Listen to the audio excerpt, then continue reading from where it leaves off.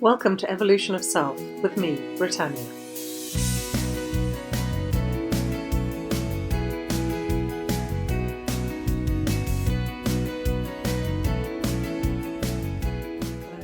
So in the last couple of weeks, I've just started a contract, and I've gone from having my life fairly organised and kind of manageable to suddenly having it really crammed and packed and really full. And that got me thinking about Stephen Covey's quadrants, and I thought I'd share it with you. So Stephen Covey was a leadership business sort of specialist, and he had some amazing thoughts. I think there's the 7 habits that he spoke about on how sort of, managing yourself. This particular thing is a model that he created, and it's 4 quadrants, hence the name of quadrant. And the top, so if you're looking at it directly, the way he's done it is the top left-hand one is urgent and important.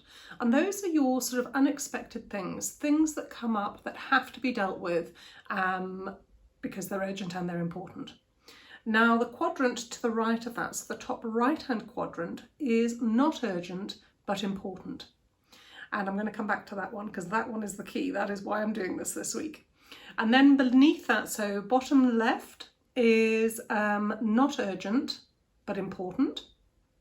No, sorry, urgent but not important. That was it. Sorry, urgent but not important is your bottom left, and then your bottom right is not urgent and not important.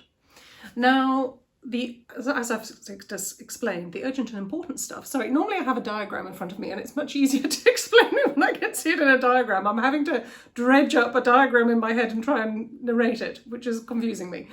So the urgent and important, as I've explained, those are your sort of unexpected things that turn up that, you have to deal with. For instance, if you are running a business and your computer systems go down, that's urgent and it's important. You can't do your work without it, and you need it if that's your kind of business. Your urgent but not important is where we tend to get lost a lot of the time. Your urgent but not important is other people's urgent and important stuff. It's when they haven't managed their time sufficiently that you then get dragged into their dramas. So that's why it's not important. It's not important because it isn't your stuff. And then I'm just going back to the urgent and important again, because although this can be the unexpected, quite often what happens is our urgent and important becomes urgent and important because there's stuff that we haven't dealt with, because it's stuff that we've been putting off, because we haven't been looking at the not urgent and important. And I'm about to go there in a moment. Before I go there, I'm just briefly going to touch on your not urgent and not important. And these are your time wasters, your fillers, the stuff that you end up doing that really doesn't matter at all. It could be researching something that is of little importance. It could be your social media. For me, social media is important because that's how I connect with all of you. But for a lot of people, it's a bit of a time waster. So be aware of what your time wasters are, because that's your not urgent and not important. And a lot of us fill our lives full of not urgent and not important stuff. Now, the most important quadrant in all of this is your not urgent but important. Because if you deal with your not urgent and important stuff, you will have less urgent and important.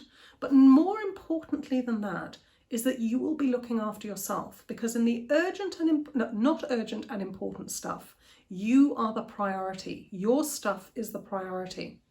Quite often when we get derailed and we start doing the urgent and not important, the other people's stuff, our stuff doesn't get dealt with, and it all ends up in the urgent and important, and we end up being overwhelmed.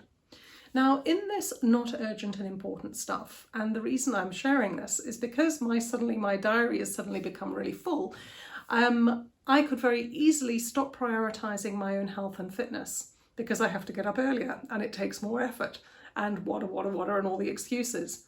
But because I'm aware of this quadrant, and because I'm aware that if I don't maintain my own fitness, my own mental health, my own doing these things for you guys, all of those things, then I'm going to have more urgent and important stuff piling up on me. Things will get backed up and I won't feel on top of things. So I know that I need to prioritise the not urgent and important, because by doing that, I am more able to do more things and have less drama in my life. I hope that kind of makes sense. And just sort of to touch briefly, if you find that your life is full of drama and lots of things going wrong, then you need to have a look and see what's going on in that not urgent and important. What is it in your own life that you're not prioritising that is causing the chaos to start creeping in? I hope you've enjoyed this. As usual, there'll be links down below. I'll put a link to Stephen Covey's, I'm sure there's something on the internet, and I'll put a link down there so you can actually have a look at it in a proper format rather than me air-waving squiggles at you. There is also links to my online course, my free one. I've got lots of courses, but the free one that I'm kind of promoting at the moment is a 7-day one on a happiness boost. There's also a link to my website where you will find everything, so how to contact me either for coaching, team coaching, or any of my online courses, or if you just want to connect with me and let me know if you're enjoying this a lot or if you have any questions. I always try and answer wherever I can. Have a super duper week, and I will see you again next week. Lots of love. Bye-bye.